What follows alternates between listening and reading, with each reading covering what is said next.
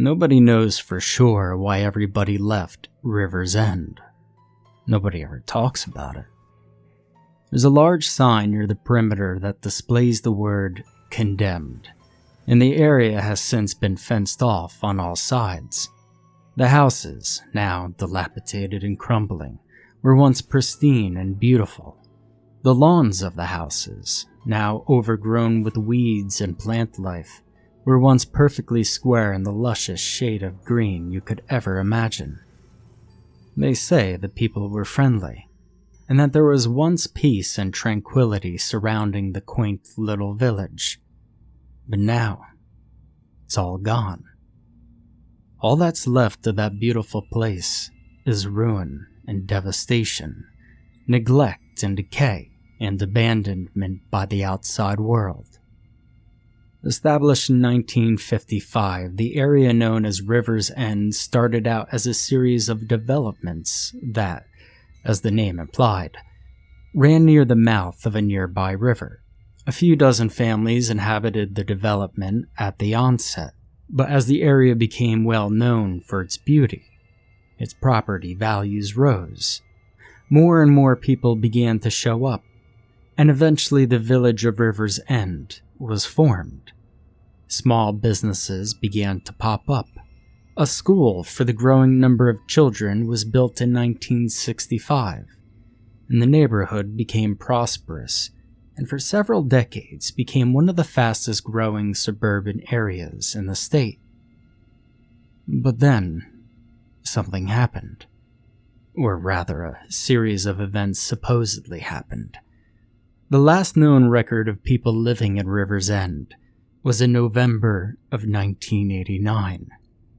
That's when the last remaining families moved out. Any and all efforts to communicate with the people of the town have proven ineffective. Many of these people cannot be found, as if they disappeared without a trace after leaving their homes for the last time. So, what could have possibly have happened in such a small period of time that the entire town had to be evacuated and condemned? Many theories have arisen about these events. Records from the River's End Police Department shortly before the evacuation and local published documents from throughout the town's history have given many of us at least a few clues. The truth about River's End will most likely never be known in full, but the following is what has been pieced together by the little evidence we have. April 18th, 1969. In April of 1969, 2 children were found dead. Their bodies were discovered in the forest surrounding the suburbs by the police after 3 days of searching. They were brutally dismembered and their remains showed signs of assault. There were hardly any fingerprints or other clues at the scene for investigators to come up with any solid suspects. But background checks of all River's End's residents began shortly after. However, no matching prints were found. Whoever the perpetrator was, they weren't from River's End. A search of several nearby towns and urban areas yielded not a single possible suspect. Case remained open. May 4th, 1969.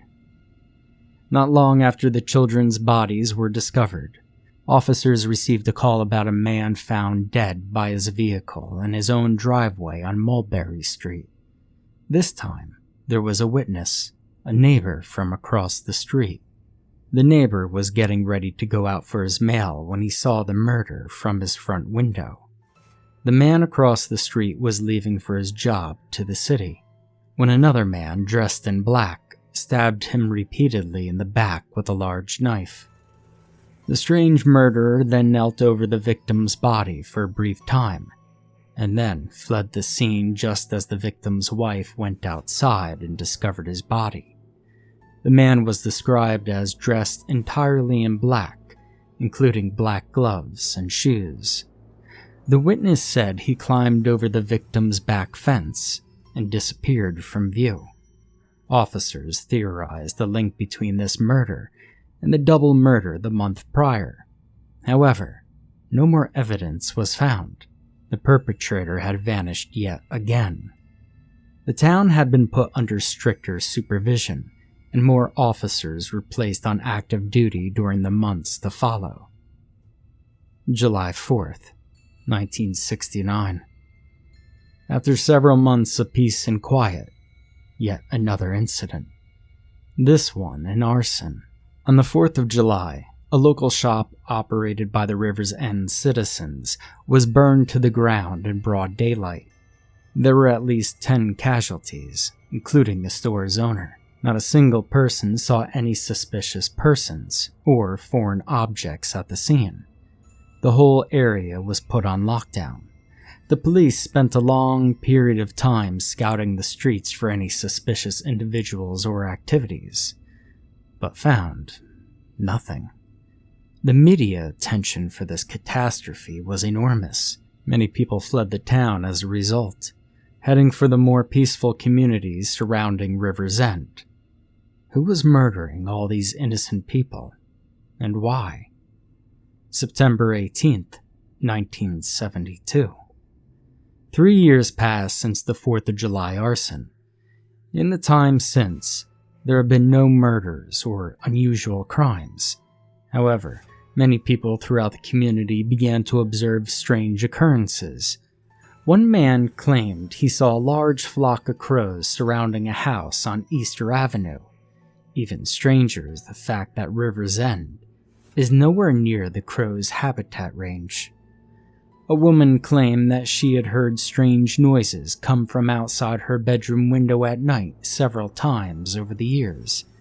She and her husband searched the property repeatedly, but not a single unusual thing was ever discovered. Several residents claimed to have seen mysterious black vehicles traveling either around town or parked at several residences and outside certain businesses. Among other things, these strange occurrences began to occur more frequently. There was still no trace of the previous crime's perpetrators. Then, in the fall of 1972, that silence was broken.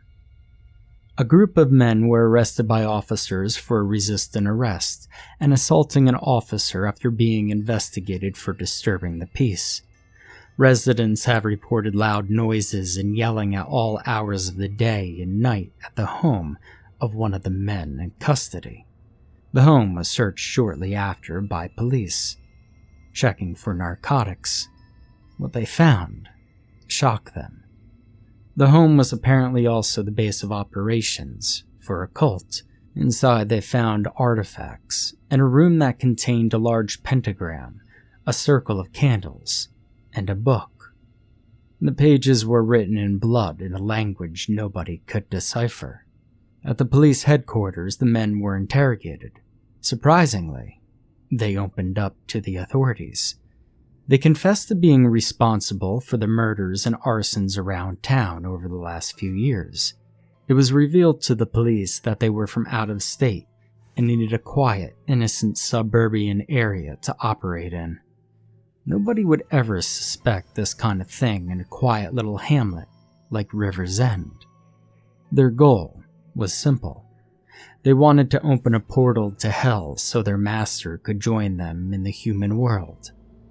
A few days prior to their arrest, they claimed to have finally succeeded. The men were put on trial, and they were all promptly put to death for their crimes. Afterwards, the people of River's End had believed that they had put their terror behind them. They thought they could no longer be afraid. From this point onward, the reports and news clippings of the small town had become very vague. The police reports end after these events.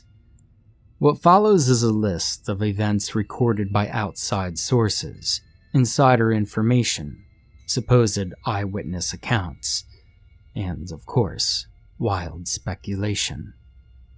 From 1972 to 1989, several residents reported murmurings and whisperings coming from the walls of their homes. Some individual reports of supernatural activity, and apparently at one point, demonic possession. Strange figures were seen at nighttime hours by police and by several residents. Most were seen at the cemetery, but other reports placed these sightings all over the place at varying times of night. In 1976, the plant life in many parts of the town were withering for no apparent reason. Many animals began to act strangely as well. The town's water supply became contaminated and undrinkable sometime by 1980. The sky over River's End was said to have become gray and dark nearly 90% of the time throughout the 80s. Many homes soon became abandoned. People began leaving as early as 1976, but the last people to stay left in 1989. The businesses and all other town facilities were shut down, and eventually all utilities stopped in the area as well. River's End today. River's End was slated for demolition in 1990, after all the other residents had left. However, on the day of demolition, a bulldozer malfunctioned and exploded, killing several demolition workers and putting the demolition on hold. Several other attempts had failed similarly over the years. Eventually, a wall was built, and the ruins of River's End still remain with us today. But nobody knows for sure what sort of force ended the story of a prospering, hopeful community. Some say it's a government conspiracy. Others believe it to be a string of coincidences. But I believe in something quite different. One night on my way home from work, I passed by the entrance to River's End, and right there, in front of the large condemned sign, was a figure dressed in black. It was too dark to see, but I looked into my rearview mirror as I drove on, and noticed the figure turn around, and then vanish into the night.